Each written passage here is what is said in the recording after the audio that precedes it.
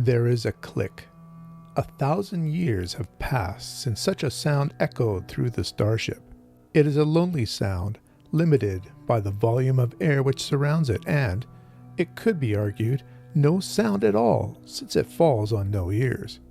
If there is no one to hear the tree toppling in the forest, then the fall is silent. Suns are the mute lions of the universe, their roaring contained by the vacuum that envelops them.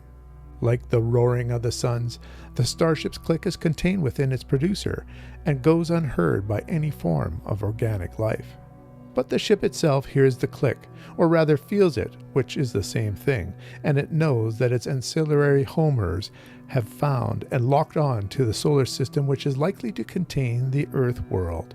The ship begins its analysis of the available data: number of planets, size of sun, destiny of individual worlds, planes of ellipses.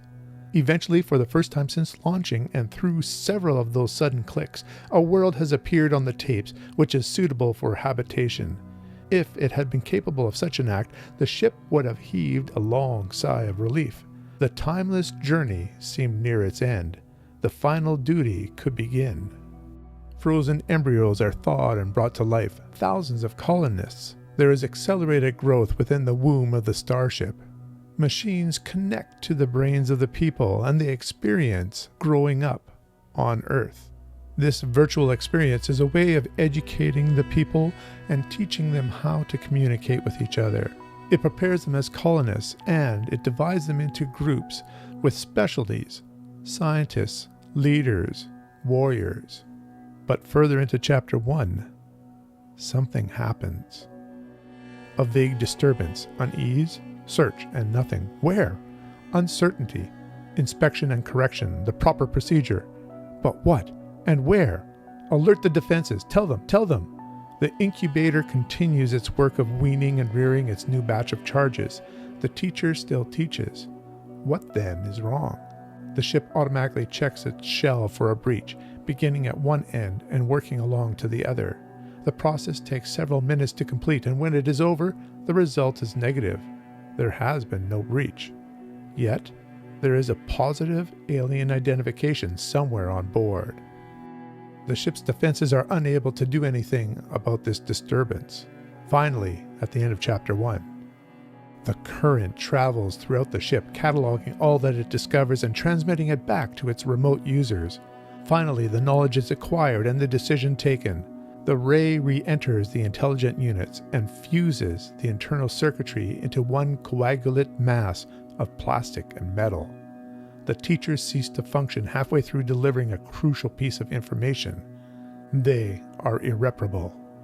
The colonists arrive on the planet and they are birthed from the womb of the ship. They are 30 years old. Some have completed their education, but about half of them have not.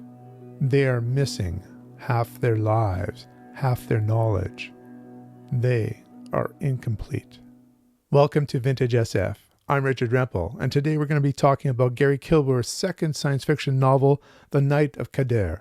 Kadar, it's difficult for me to know for sure what pronunciation should be here, but it refers to an important night in the Islamic Ramadan season. Ultimately, I think the novel uses this as a way of connecting to the Islamic background of the colonists.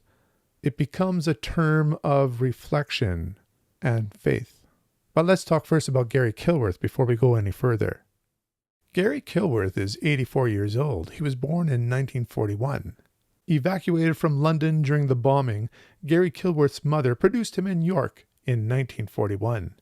His parents were travelers, and his teenage years were spent in southern Arabia, which in the 50s had an exciting and friendly atmosphere. After 2 years at an Air Force technical college, he was sent to the Far East. Later years saw Garry Kilworth enjoy prolonged periods in Germany, Africa, Bahrain, Aden, Malta, and Cyprus. It was during those years that he began to write fiction and poetry, and in 1974, he won the Golang Sunday Times Science Fiction Competition. I've reviewed his debut novel, In Solitary, from 1977. This is a Penguin edition, and it has art by Adrian Chesterman. You can find a link to my review of In Solitary in the description for this video. His second novel, The Night of Kadar, was first published as a hardcover by Faber and Faber, and then in 1979, Penguin put out this edition. Once again, it had art by Adrian Chesterman. And there you can see the ship, and it's almost like its placenta is coming out of the back of it, that it's birthing its occupants. As I said, the colonists are birthed, and the ship unloads equipment, and the ship itself takes itself apart and constructs things that they would need as colonists. The problem is, only a few of them have an idea about what their role is in this society, and they actually have no idea what the mission is here that they've been sent to do. Is it strictly to become colonists?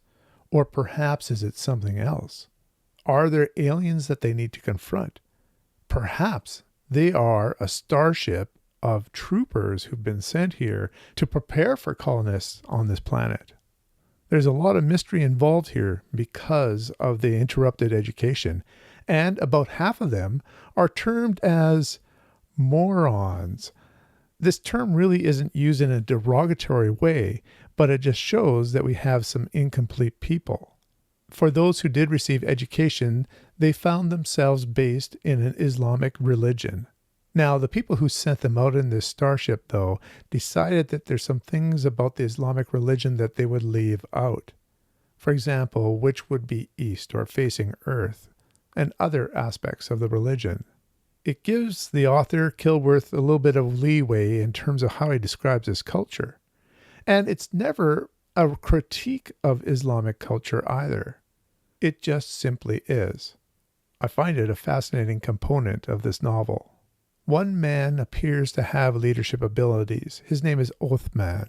And we learn about some other people who have certain abilities. There's a struggle to get started, and they realize that they're on an island surrounded by not really water, but a quicksand. Othman feels that they're trapped. If there are any forces against them, they would be easily picked off on this island. He decides that they should build a causeway across to the mainland. But that's not easy, creating a causeway over quicksand, and there are some beasts that swim within this quicksand. We also find that there are some creatures, some alien creatures that seem to have some intelligence. When they come into contact with the morons, there's some sort of a telepathic link that occurs. They basically pair off. They seem to be harmless, and so they can come in and out of camp as they will.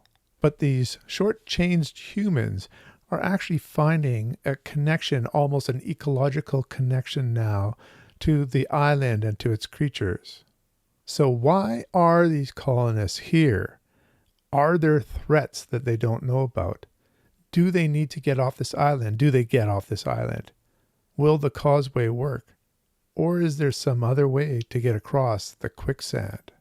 I really like Garry Kilworth's writing. Its cadence somewhat reminded me of George R. Stewart's Earth Abides, although they're very, very different stories. I wanted to find out what happened to Othman and all the colonists as the years rolled by. I'm going to be careful here and not give you too much more information about this novel, because if you do read it, I want you to discover it for yourself. Just know that a lot of answers do come, and there's some big conceptual breakthroughs in this novel. I think many people will find this a very interesting read. I thought it was very strong from beginning to end. Now, before I give it a rating, I just want to talk briefly about its covers. Here is the Faber and Faber hardcover edition. I like its minimalist design and color palette. One problem, though, I don't really remember camels as a mode of transportation. There definitely were horses. And then we have the cover of the edition I read from Penguin. I do not know exactly why Adrian Chesterman had these characters so exaggerated in height and skinniness. The small one actually reminds me a bit of Arnold Schwarzenegger.